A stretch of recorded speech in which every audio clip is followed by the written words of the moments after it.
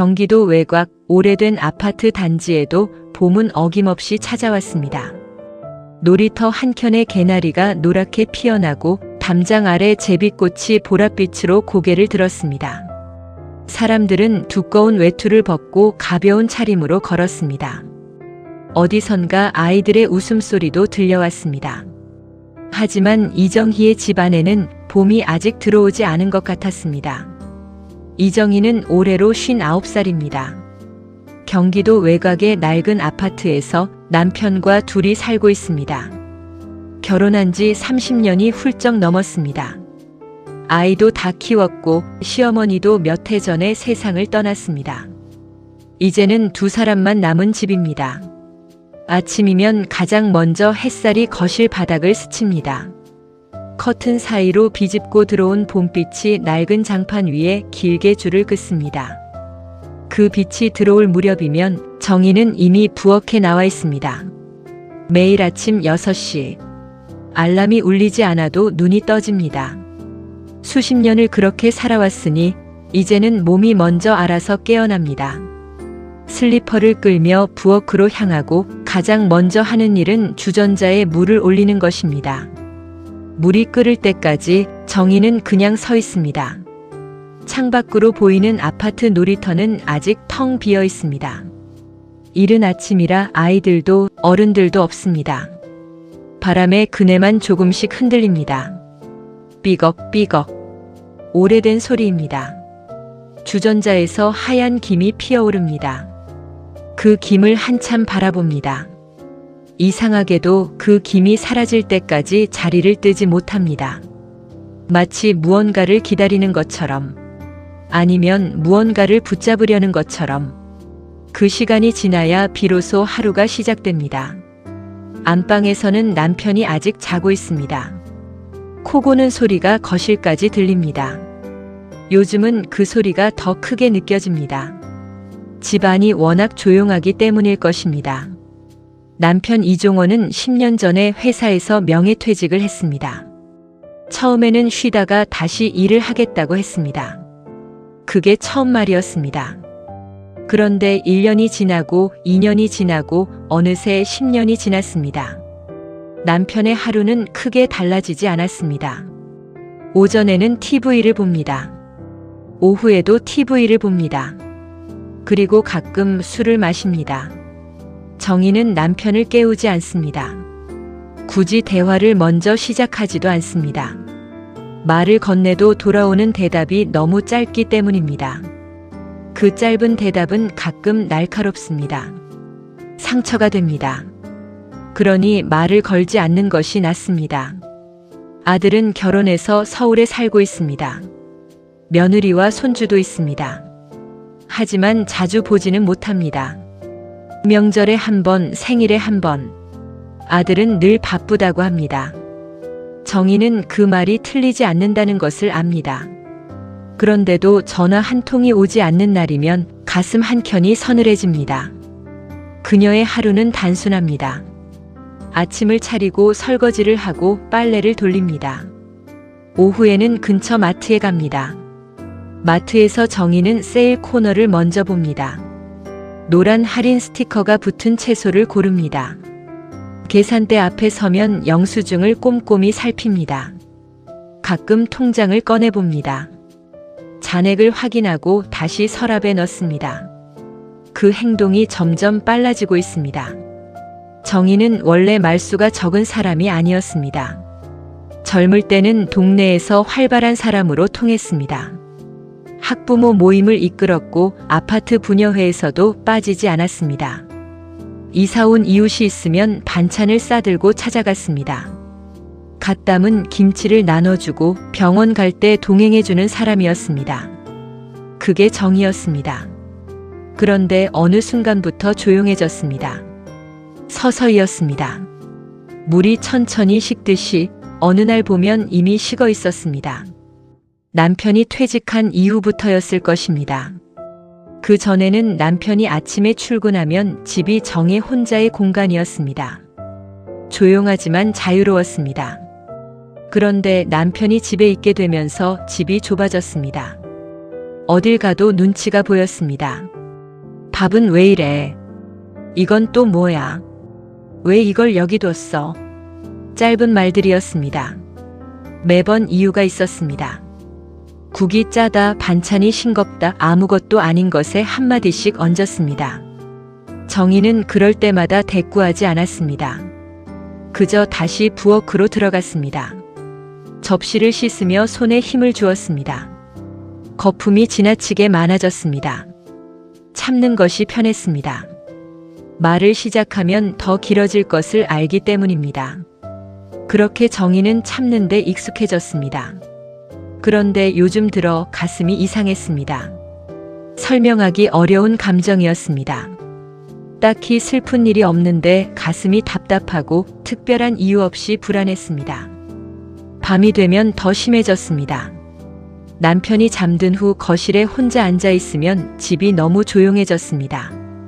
그 조용함이 낯설게 느껴졌습니다. 30년을 살아온 집인데도 어딘가 낯선 곳에 와 있는 것 같았습니다. 그러던 어느 날부터 정희는 남편의 행동에서 작은 변화를 알아채기 시작했습니다. 휴대전화였습니다. 항상 손에 쥐고 있었습니다. 화면을 아래로 뒤집어 탁자에 놓는 습관이 생겼습니다. 알림이 울리면 빠르게 집어들어 확인했습니다. 그리고 정희가 가까이 오면 화면을 끄거나 각도를 틀었습니다. 어느 날 저녁이었습니다. 남편이 샤워를 하러 욕실에 들어갔습니다. 그 사이 식탁 위에 휴대전화가 놓여 있었습니다. 진동이 울렸습니다. 짧고 조용하게. 그리고 또 한 번 울렸습니다. 정희는 고개를 들었습니다. 확인해 볼까 그런 생각이 스쳤습니다. 하지만 곧 고개를 저었습니다. 남의 물건을 보는 건 옳지 않다고 배웠습니다. 그것이 부부 사이라 해도 마찬가지라고 생각했습니다. 진동은 멈췄습니다. 다시 집안이 조용해졌습니다. 그날 밤 잠이 오지 않았습니다. 천장을 바라보며 누워 있었습니다. 옆에서 남편의 고른 숨소리가 들렸습니다. 정희의 머릿속에 생각 하나가 떠올랐습니다. 내가 모르는 무언가가 있는 건 아닐까. 그 생각은 쉽게 사라지지 않았습니다. 밤새 그 생각이 머릿속을 맴돌았습니다. 다음 날 아침 정희는 평소보다 조금 더 일찍 일어났습니다. 부엌에 서서 물을 끓이며 창밖을 보았습니다. 아파트 놀이터에는 아직 아무도 없었습니다. 바람에 그네만 천천히 흔들리고 있었습니다. 정희는 한참을 그것을 바라보다가 아주 작게 중얼거렸습니다. 이상하네. 누구에게도 들리지 않는 말이었습니다. 그녀의 하루는 여전히 같았습니다. 하지만 마음은 같지 않았습니다. 아주 작은 의심이 생겼습니다. 눈에 보이지 않을 만큼 작은 것이었습니다. 하지만 쉽게 사라지지 않는 의심이었습니다. 그리고 그 의심은 봄바람처럼 조용히 그러나 분명하게 이정희의 삶을 흔들기 시작하고 있었습니다. 그날 이후로 정희는 남편의 행동을 더 자주 눈여겨보게 되었습니다. 의도한 것은 아니었습니다. 그저 눈에 들어왔습니다. 마치 한번 보이기 시작하면 멈출 수 없는 것처럼 그렇게 눈에 밟혔습니다. 아침 식사 시간, 남편은 예전에도 아침밥을 먹으며 신문을 봤습니다. 그런데 요즘은 신문 대신 휴대전화를 봅니다. 엄지손가락이 부지런히 위아래로 움직입니다. 정희는 국그릇을 남편 앞에 내려놓았습니다. 국 식어요. 남편은 그제야 고개를 들었습니다. 알았어. 그리고 눈이 다시 휴대전화로 향했습니다. 정희는 자리에 앉아 밥을 먹으며 말없이 남편을 보았습니다. 남편의 엄지손가락이 멈추는 순간 잠깐 입꼬리가 올라가는 것을 보았습니다. 아주 짧은 순간이었습니다. 하지만 분명히 보았습니다. 웃었습니다. 정희는 밥숟가락을 내려놓았습니다. 입맛이 없어졌습니다. 며칠이 그렇게 지났습니다. 정희의 마음은 점점 무거워졌습니다. 발 아래에 무언가 잡티가 깔린 것처럼 걸을 때마다 걸렸습니다. 그러던 어느 날 오후였습니다. 마트에서 장을 보고 돌아오는 길이었습니다. 장바구니 2개를 양손에 들고 천천히 걸었습니다. 무거웠습니다. 최근에 관절이 좋지 않아 오래 들면 손목이 아팠습니다. 엘리베이터 앞에서 비닐봉지를 내려놓고 숨을 고르는데 복도 저편에서 익숙한 목소리가 들렸습니다. 남편이었습니다. 복도 끝에 서서 전화 통화를 하고 있었습니다. 몸을 벽 쪽으로 기울이고 목소리를 낮추었습니다. 하지만 거기까지는 들렸습니다. 그래, 오늘은 좀 늦을 것 같아. 잠시 후. 아니, 괜찮아. 집에는 말해놨어. 응, 그때처럼 아니, 이번엔 내가 갈게. 정희는 그 자리에 멈춰 섰습니다. 발이 붙은 것처럼 움직이지 않았습니다. 심장이 빠르게 뛰었습니다. 장바구니를 든 손이 약간 떨렸습니다. 목소리는 낮고 부드러웠습니다. 정희가 평소에 듣던 목소리가 아니었습니다. 누군가를 배려하는 말투였습니다. 달래는 듯한 말투였습니다. 집에는 말해놨어. 그 말이 귀에 박혔습니다. 정희는 더 가까이 다가가지 않았습니다. 그 자리에 서서 고개를 돌린 채 아무것도 듣지 않는 척했습니다. 하지만 귀는 열려 있었습니다. 통화가 끝났습니다. 남편이 뒤를 돌아봤습니다. 정희는 이미 엘리베이터 버튼을 누르고 있었습니다. 왔어? 네. 장 좀 봤어요. 목소리가 흔들리지 않았습니다. 그것이 정의 자신도 신기했습니다.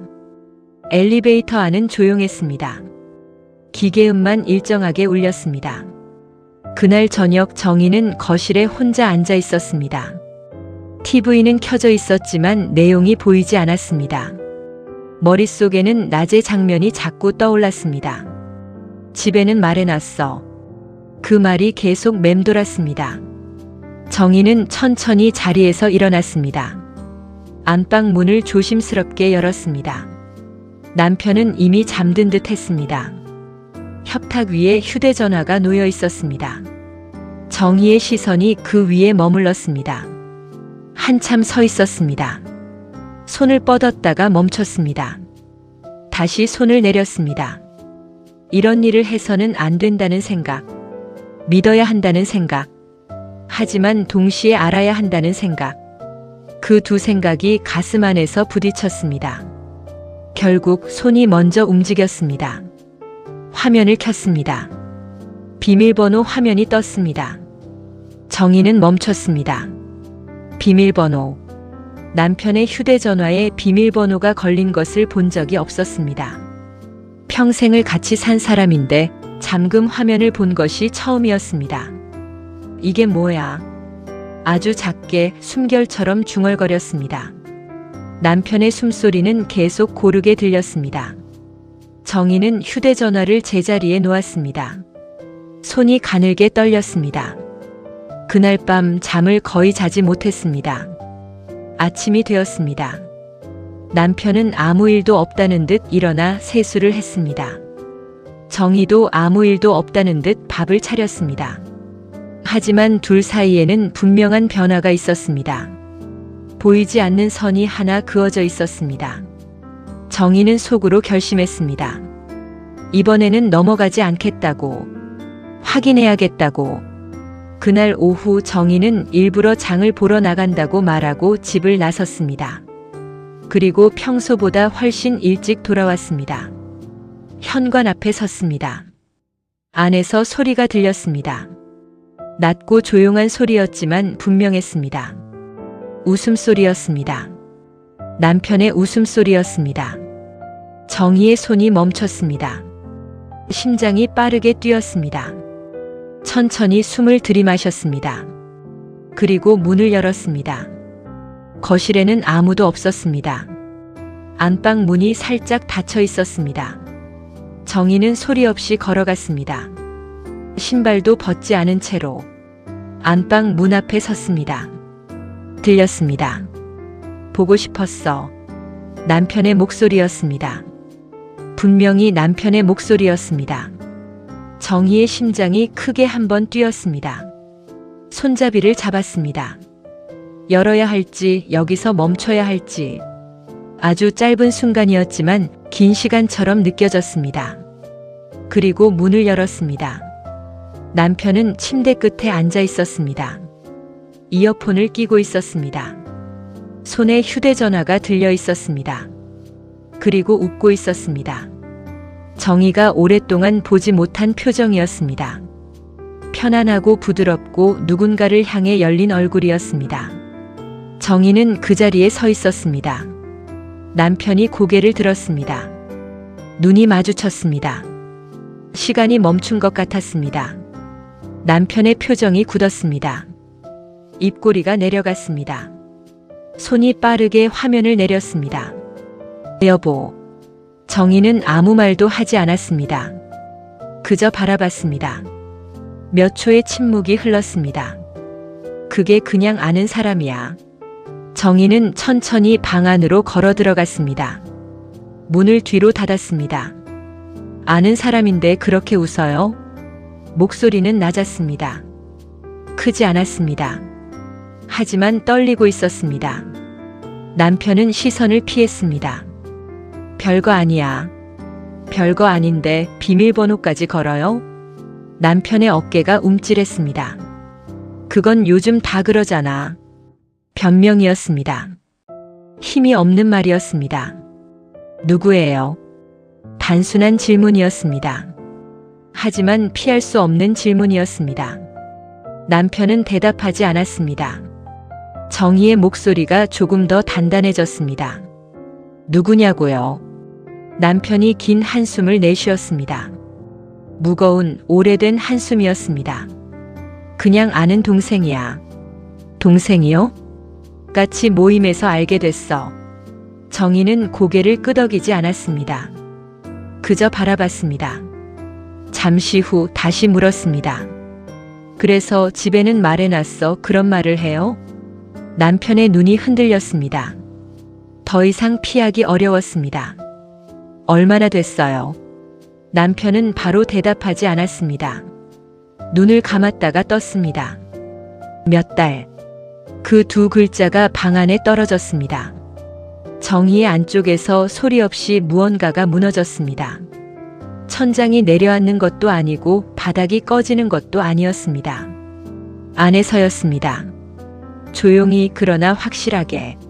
몇 달. 그 시간 동안 자신은 무엇을 하고 있었는지 문득 떠올랐습니다. 아침마다 밥을 차렸습니다. 설거지를 했습니다. 빨래를 개었습니다. 마트에서 할인 스티커 붙은 채소를 골랐습니다. 통장 잔액을 보며 혼자 걱정했습니다. 아들에게 전화가 오지 않는 날이면 거실에 혼자 앉아 있었습니다.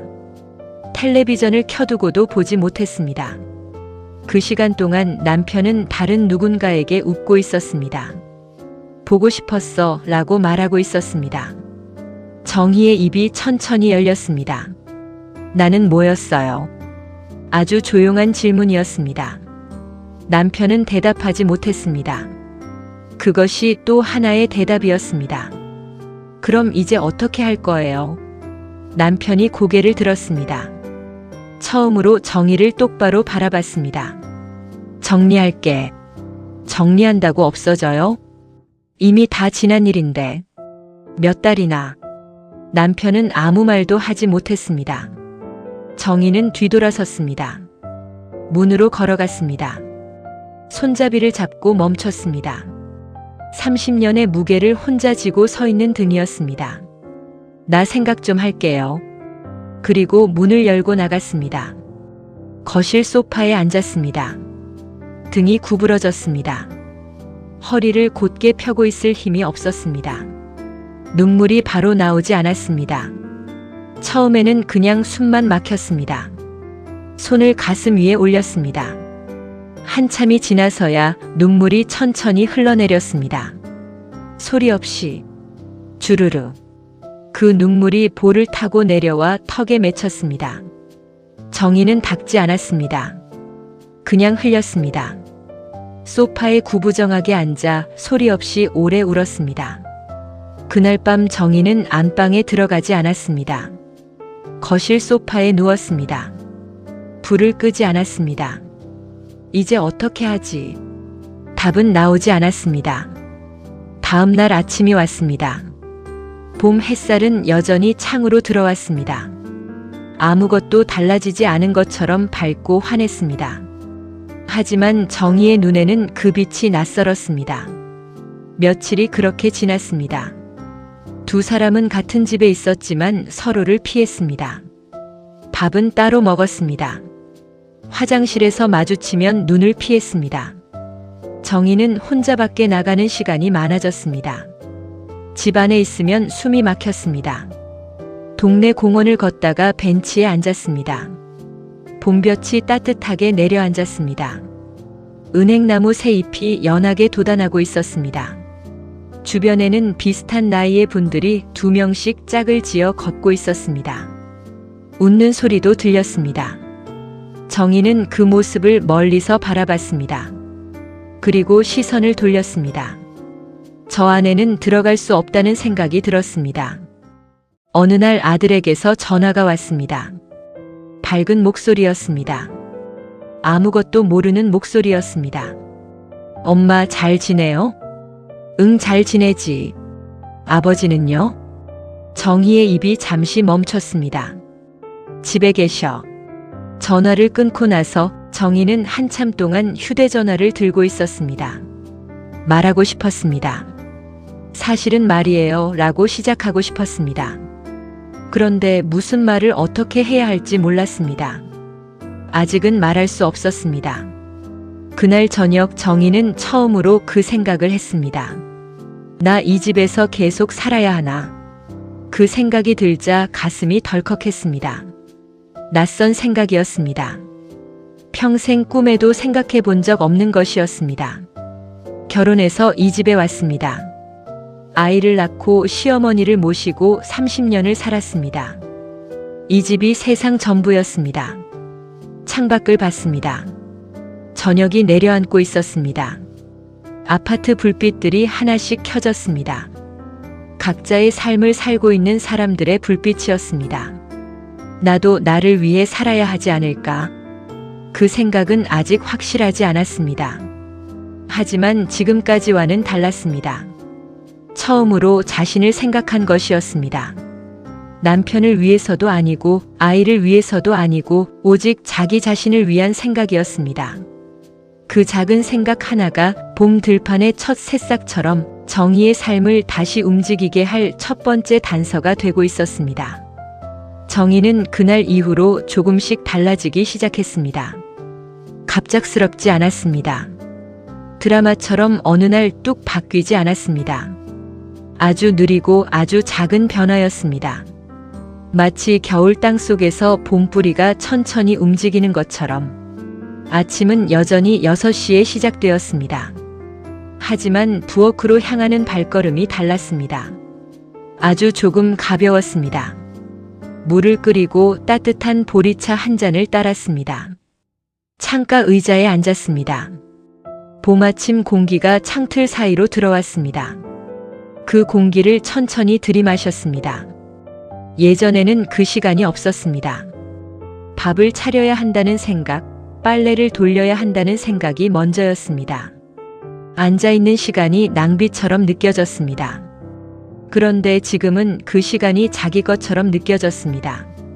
남편의 아침 상을 따로 차리지 않았습니다. 밥은 지어두었습니다.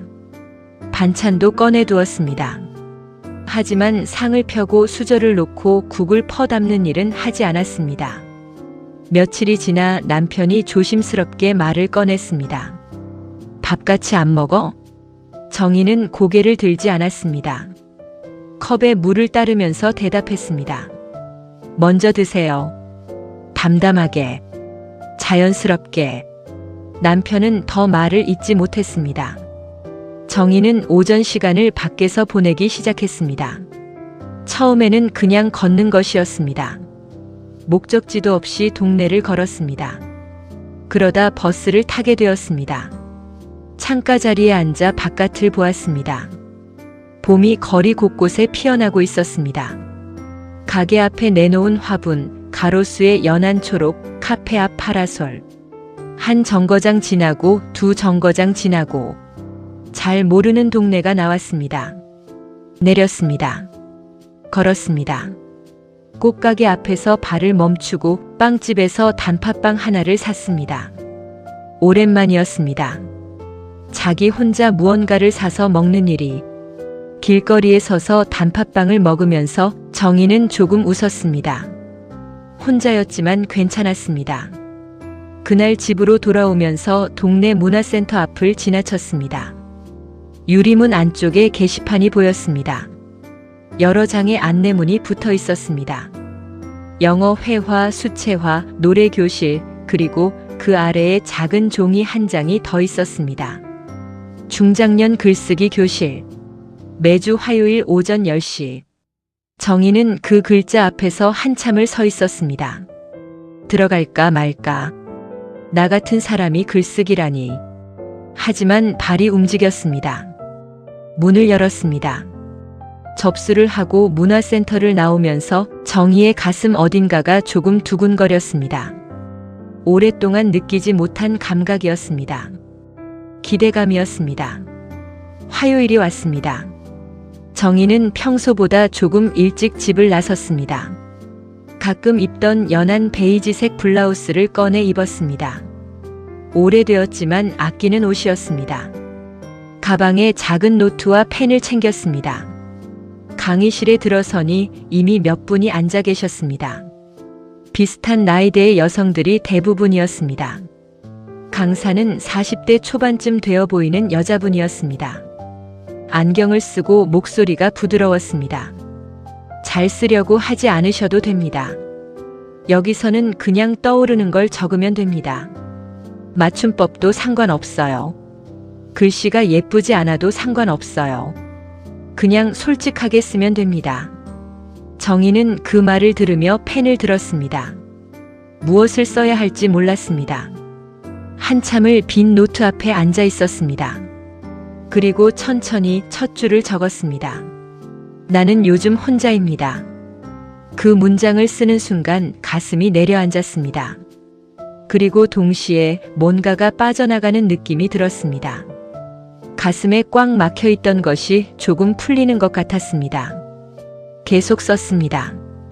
문장은 서툴렀습니다. 하지만 멈추지 않았습니다.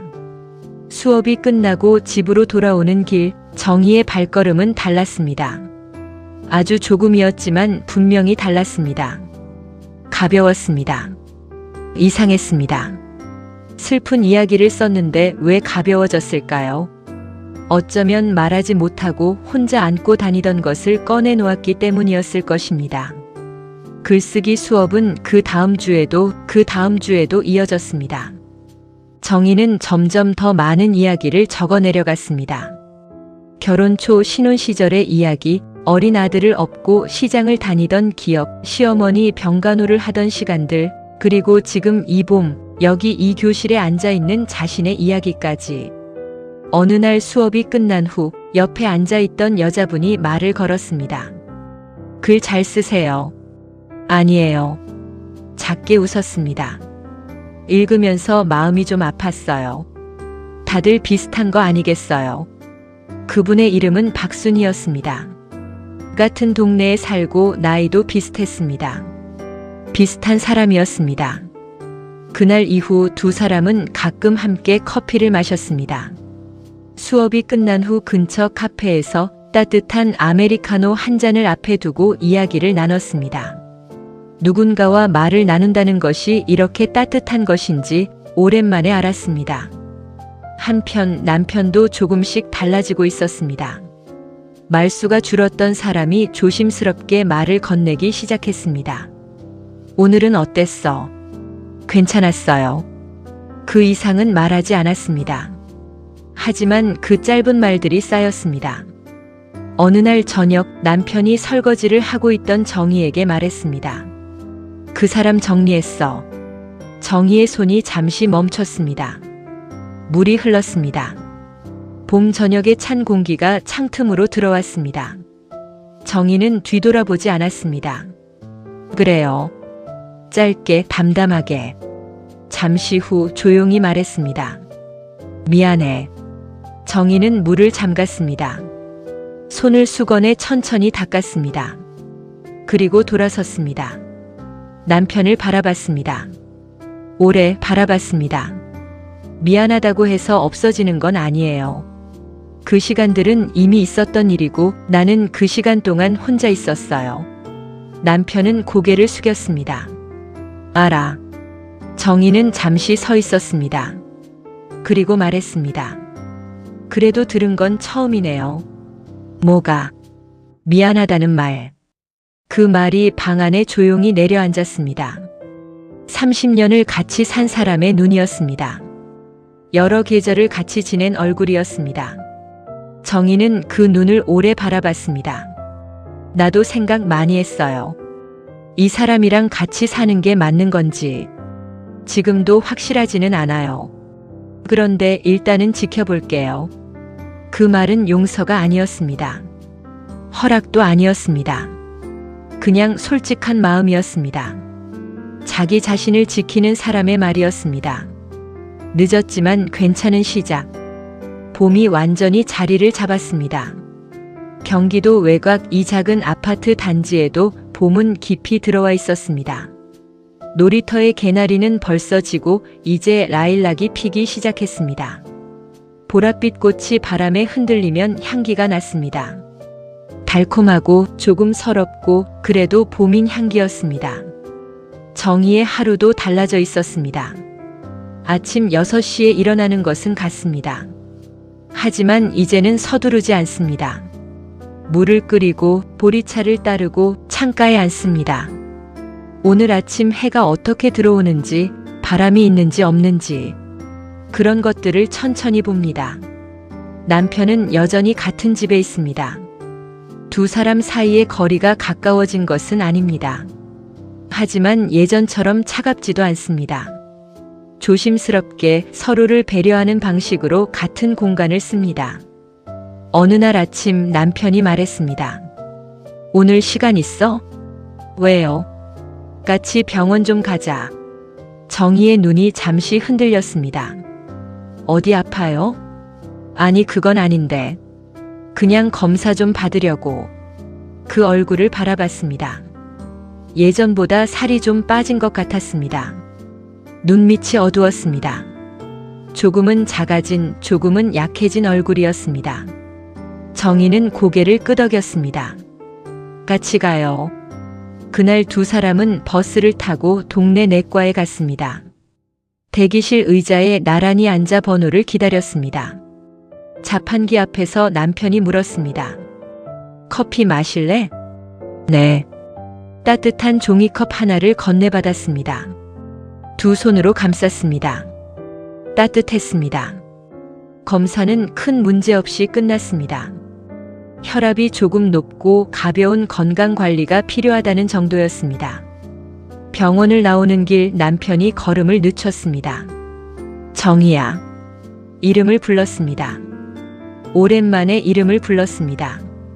어쩌면 몇 년 만일 수도 있었습니다. 정희는 멈춰 섰습니다. 돌아봤습니다. 고맙다. 정희는 바로 대답하지 않았습니다. 그냥 잠시 바라봤습니다. 당연한 거예요. 그게 전부였습니다. 하지만 그 안에는 조금의 따뜻함이 섞여 있었습니다. 없애려야 없앨 수 없는 30년의 따뜻함이었습니다. 그 주 화요일 글쓰기 수업에서 정희는 자신의 글을 소리내어 읽게 되었습니다. 50대 후반, 봄이 와도 봄 같지 않던 시절의 이야기였습니다. 아침마다 혼자 물을 끓이던 이야기, 그네가 혼자 흔들리던 놀이터, 참는 것이 편해진 날들, 무너지던 밤, 그리고 다시 일어나려는 지금 이 시간. 목소리가 떨리지 않았습니다. 차분하게 읽어 내려갔습니다. 교실은 조용했습니다. 다 읽었을 때 잠시 침묵이 흘렀습니다. 그리고 누군가가 박수를 쳤습니다. 이어서 다른 분들도. 정희는 고개를 숙였습니다. 용기 있는 글이에요. 솔직하고 그래서 더 힘있는 글이에요. 옆에 있던 순희 씨가 정희의 손을 살짝 잡았습니다. 아무 말 없이. 그것으로 충분했습니다. 집으로 돌아오는 길 하늘이 맑았습니다. 라일락 향기가 바람에 섞여왔습니다. 정희는 걸음을 멈추고 잠깐 하늘을 올려다봤습니다. 구름이 봄 하늘을 천천히 지나갔습니다. 정희는 아주 작게 웃었습니다. 그날 저녁 먼저 말을 꺼냈습니다. 저 다음 달부터는 수업 하나 더 들으려고요. 무슨 수업? 수채화요. 문화센터에서 한대요. 잘 됐다. 짧았지만 진심이 담겨 있었습니다. 잠시 후 남편이 조심스럽게 덧붙였습니다. 나도 좀 바꿔보려고. 뭐요? 술도 좀 줄이고 집안일도 좀 하고. 정희는 바로 대답하지 않았습니다. 말이 행동이 되려면 시간이 필요하다는 것을 알기 때문입니다. 30년을 살면서 배운 것이었습니다. 하지만 고개를 끄덕였습니다. 지켜볼게요. 그 말은 차가운 말이 아니었습니다. 단단한 말이었습니다. 자기 자신을 지키는 사람의 말이었습니다. 남편은 고개를 숙였습니다. 그래. 시간이 흘렀습니다. 정희는 화요일마다 글쓰기 수업에 나갔습니다. 가끔은 수채화 수업에서 붓을 들었습니다. 서툴렀지만 즐거웠습니다. 봄 들판을 그리고 꽃을 그리고 가끔은 아무 형체 없이 색을 칠했습니다. 순희 씨와는 이제 매주 만납니다. 말이 많지 않아도 괜찮습니다. 그냥 같이 있는 것이 좋습니다. 남편은 어느 날부터 설거지를 하기 시작했습니다. 서툴렀습니다. 그릇에 기름이 남아있기도 했습니다. 하지만 반복했습니다. 어느 날은 먼저 밥을 차렸습니다. 된장찌개는 좀 싱거웠습니다. 하지만 정희는 아무 말도 하지 않았습니다. 그냥 먹었습니다. 그리고 작게 말했습니다. 맛있어요. 남편은 쑥스럽게 웃었습니다. 그 웃음이 오랜만이었습니다. 두 사람은 완전히 예전으로 돌아가지 않았습니다. 돌아갈 수도 없었습니다. 금이 간 것을 없었던 일로 할 수는 없습니다. 하지만 금이 간 곳을 다른 방식으로 메꿀 수 있다는 것을 알기 시작했습니다. 예전보다 솔직하게, 예전보다 조심스럽게. 어느 봄 저녁이었습니다. 노을이 창밖을 물들이고 있었습니다. 주황빛이 번지고 그 너머로 분홍빛이 섞였습니다. 아름다운 저녁이었습니다. 정희는 창가에 앉아 그것을 보고 있었습니다. 남편이 다가와 옆에 섰습니다. 저녁 뭐 먹을까? 정희는 잠시 생각하다가 대답했습니다. 같이 해요. 남편이 잠시 멈췄습니다. 그리고 작게 웃었습니다. 그래. 부엌으로 함께 들어갔습니다. 어색했습니다. 오랫동안 나란히 서 있지 않았으니까요. 정희는 칼을 들고 채소를 썰었습니다. 남편은 냄비에 물을 올렸습니다. 도마 소리가 났습니다. 물 끓는 소리가 났습니다. 냉장고 문이 열리고 닫히는 소리가 났습니다. 그 소리들이 부엌을 채웠습니다. 집을 채웠습니다. 정희는 채소를 썰며 생각했습니다. 완전히 무너지지 않았다고. 그리고 다시 쌓을 수 있다고. 빠르지 않아도 괜찮고 대단하지 않아도 괜찮다고. 천천히 자신의 속도로. 그녀는 더 이상 예전의 정희가 아닙니다. 참는 것이 미덕인 줄 알고 살던 사람이 아닙니다. 이제는 압니다. 자신을 지키는 것이 먼저라는 것을.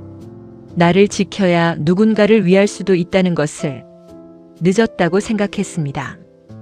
50대 후반에 이런 생각을 하는 것이 늦은 것 같았습니다. 그런데 지금은 압니다.